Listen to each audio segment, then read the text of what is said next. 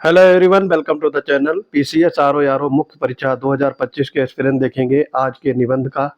ये आज का टास्क दिया गया था। सचिवालय 4.0 मेंस पेड बैच के टास्क हैं और ये है हमारे अ, उमेश बंसल ने, जिन्होंने ये निबंध लिखा है। और आज का टास्क था म्यांमार में भूकंप की भीषण तबाही।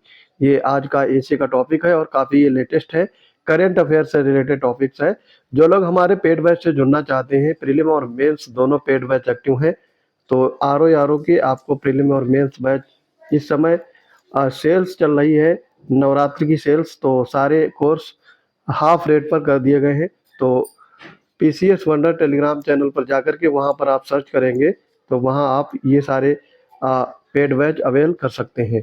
तो आइए स्टार्ट करते हैं आज का इनका ऐसे। इन्होंने देख किस तरीके से लिखा है, कितने मार्क्स इनको मिलने वाले हैं। तो टाइटल आपको पता है, म्यांमार में भूकंप की भीषण तबाही। आपको पता होगा अभी हाल ही में म्यांमार में भीषण भूकंप आया था, तो उससे रिलेटेड आपको ऐसे लिखने को दिया गया था। प्रस्तावना ये लिखते हैं, पूर्वी एशिया में स्थित देश म्यांमार में 28 मार्च 2025 को 7.7 रिक्टर स्केल पर भूकंप आया, जिसका केंद्र बिंदु एपिसेंटर मध्य म्यांमार क्षेत्र है। भूकंप के परिणाम स्वरूप म्यांमार में दीर्घ स्तर पर अवसंरचनात्मक क्षति, बहुमंजिला भवनों का धराशायी होने के साथ 15,000 से अधिक जनहानि हुई है। लगभग 15,000 से अधिक लोग मारे गए हैं। मौतें तो कम हुई हैं, लेकिन जनहानि हुई का मतलब है घायल ज़्यादा हो गए हैं। इसमें मलबे में हजारों लोगों के दबे होने पर बचाव अभियान अंतर्गत गंभीर और गंदी वायु प्रदूषण, प्रसार और आर्थिक गतिविधियां अवरुद्ध हो गईं तथा इस भूकंप की तरंगों का प्रभाव थाईलैंड तक प्रसारित हुआ।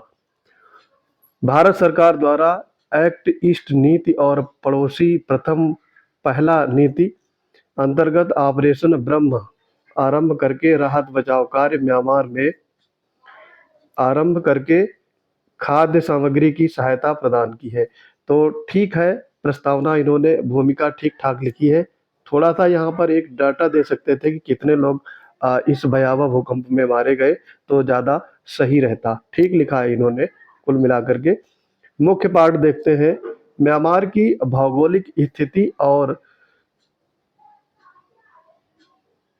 ये लिखा है सहभाग फॉल्ट लाइन के निकटता के कारण यह क्षेत्र भूकंप के प्रति संवेदनशील है। म्यांमार में वर्ष 2012 में भूकंप आया था। 6.9 रेक्टर स्केल की तीव्रता से आने पर 26 लोगों की मृत्यु हो गई थी। अ, तथा 2025 में भूकंप अत्यधिक विनाशकारी है, क्योंकि रिक्टर स्केल पर इसकी तीव्रता थी 7.7, जो काफ़ी ज़्यादा होती है। ये भूकंपीय झटके भारत के पूर्वोत्तर राज्यों मणिपुर और मिजोरम तक महसूस किए गए। इस त्रासदी में चीन, रूस, भारत, मलेशिया, सिंगापुर और दक्षिण कोरिया सहित कई देशों में म्यांमार को सहायता प्रदान की है। ये तो इनका मुख्य विषय का पहला पैराग्राफ हो गया। दूसरे पैराग्राफ में ये क्या बताते हैं, आइए देखते हैं। पृथ्वी के आंतरिक भागों में प्लेटों के संचरण, ज्वालामुखी उद्गार, खनन, विस्फोट, दो प्लेटों के आपस में टकराने पर भूकंपीय तरंगों का प्रसार जितने क्षेत्र में होता है, वहां भूकंप केंद्र बिंदु से तीव्रता से निम्नता की ओर जाता है। भारत सरकार द्वारा भुज, गुजरात में आए भूकंप 2002 के उपरांत से आपदा प्रबंधन अधिनियम 2005 पारित करके केंद्र, राज्य, जनपद स्तरों पर आपदा प्राधिकरण केंद्र बनाए गए। साथ ही राष्ट्रीय आपदा प्रबंधन प्रमोचन यान बल का गठन करके प्रशिक्षित और तकनीकी संपन्न उपकरण निगरानी व बचाव कार्य हेतु उपलब्ध कराए गए। तो यहाँ पर इस पैराग्राफ में इन्होंने ये बताया है कि भूकंप से रिलेटेड भारत ने कौन से उपाय किए हैं, कौन से अ, अधिनियम बनाए हैं, उसके बारे में इन्होंने डिटेल जानकारी देने की कोशिश की है। नेक्स्ट पैराग्राफ है, भारत सरकार द्वारा आपदा प्रबंधन संशोधन अधिनियम 2024 पारित करके 25 में ही करके राज्यों को आपदा प्रबंधन निर्माण के लिए विजन प्लान बनाने और क्रियान्वित करने की, यहाँ पर डंडा लगेगा, करने की जिम्मेदारी प्रदान की और निर्णय राज्यों द्वारा स्वयं लिए जाएंगे। भारत सरकार द्वारा आवश्यकता पड़ने पर आर्थिक और तकनीकी सहायता राज्यों को प्रदान की जाएगी। भूकंप एक गंभीर आपदा है जिससे सामाजिक स्तर पर लोगों की जनहानि और पलायन के साथ गरीबी और बेरोजगारी की समस्याएं सृजित होती हैं। देखो यहाँ पर इन्होंने ये भटक गए हैं अपने हिस्से से, क्योंकि मैंने ये पूछा था म्यांमार में जो भूकंप आया उसका भीषण तबाही, और इन्होंने इंडिया का पूरा सार लिखना स्टार्ट कर दिया है। तो ये चीज़ भटकाव आपको एग्जामिनर आपके उद्देश्य को समझ लेगा, आपके लेखन शैली पर क्या गड़बड़ी है ये तुरंत समझ जाएगा। यहाँ पर म्यांमार से रिलेटेड चीजें लिखनी थी, इंडिया से रिलेटेड कोई चीज नहीं लिखनी है। सिर्फ एक चीज लिखनी थी कि इंडिया ने ऑपरेशन ब्रह्म शुरू किया था, उसमें इन्होंने राहत सामग्री म्यांमार को ईस्ट इंडिया पॉलिसी के तहत या ईस्ट राज्यों देशों की पॉलिसी के तहत इनको दिया है, ना कि भारत के बारे में। भारत के बारे में यहाँ पे ज़्यादा चीज़ें लिखने की ज़रूरत नहीं है। नेक्स्ट पैराग्राफ में लिखते हैं, भूकंप से बहुमंजिला इमारतें और सड़क, पुल, पोर्ट जैसी अवसंरचनात्मक क्षति होने से देश की आर्थिक गतिविधियां अवरुद्ध हो जाती हैं तथा अवसंरचना के पुनर्निर्माण पर राजकोषीय व्यय बढ़ने से घाटे की अर्थव्यवस्था के साथ शिथिल गतिविधियां हो जाती हैं। यह तो भूकंप के ये कारण बता रहे हैं कि भूकंप होने के बाद में प्रॉब्लम्स क्या आती हैं। ठीक बात है, इसको कंसीडर किया जा सकता है। विनिर्माण क्षेत्र पर भी प्रतिकूल प्रभाव पड़ता है, जैसे लॉजिस्टिक क्षेत्र दरों में वृद्धि से वस्तुओं की दरों में वृद्धि से मुद्रास्फीति की हो जाती है, दशाएं शिथिल और ये के शेष अर्थव्यवस्था को बढ़ावा देती हैं। म्यांमार एक विकासशील और उभरती हुई निम्न और मध्यम आय वाली अर्थव्यवस्था वाला देश है। ये चीज ठीक लिखी है इन्होंने, ये पैराग्राफ ठीक कहा जा सकता है, और इस प्रकार की भूकंपी आपदाओं की क्षति को आर्थिक रूप से सहन करने के लिए अनुकूल आर्थिक दशाएं नहीं रखता है। ये पैराग्राफ सही है। अगला है, अब देखो डायरेक्ट इन्होंने निष्कर्ष लिख दिया है। हो सकता है शब्द सीमा इनकी 600 शब्द हो, लेकिन यहाँ पर इन्होंने इंडिया के बारे में ज़्यादा लिख दिया।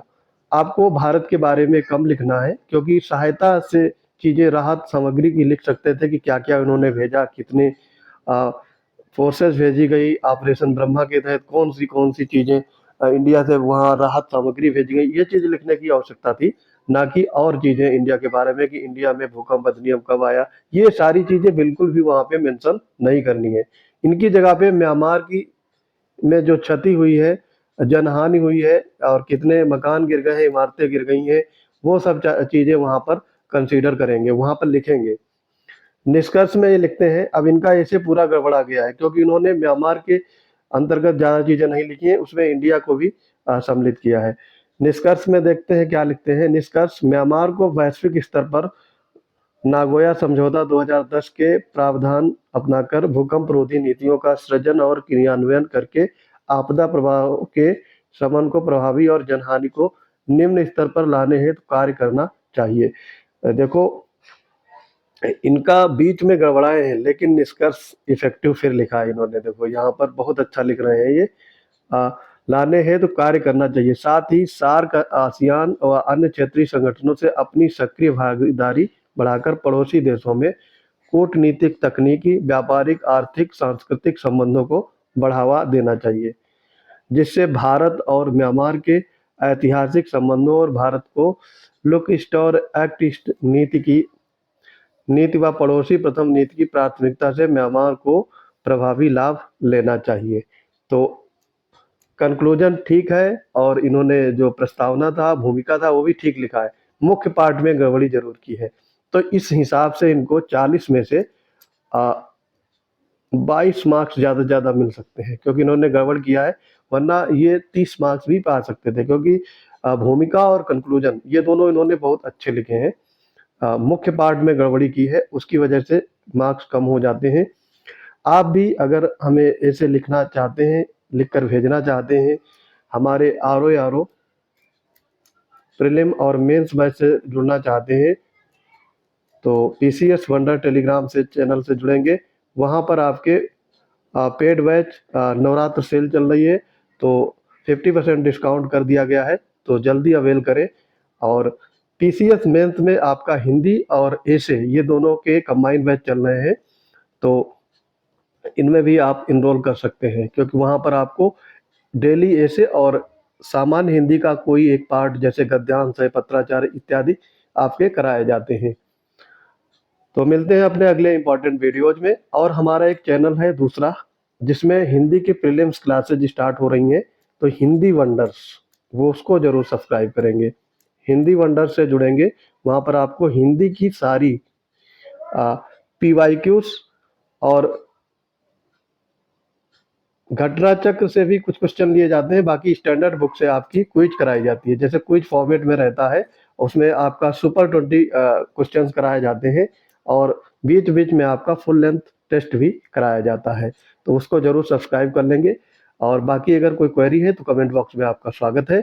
मिलते हैं अपने अगले इंपॉर्टेंट वीडियोज में, तब तक के लिए पढ़ते रहिए। जय हिंद।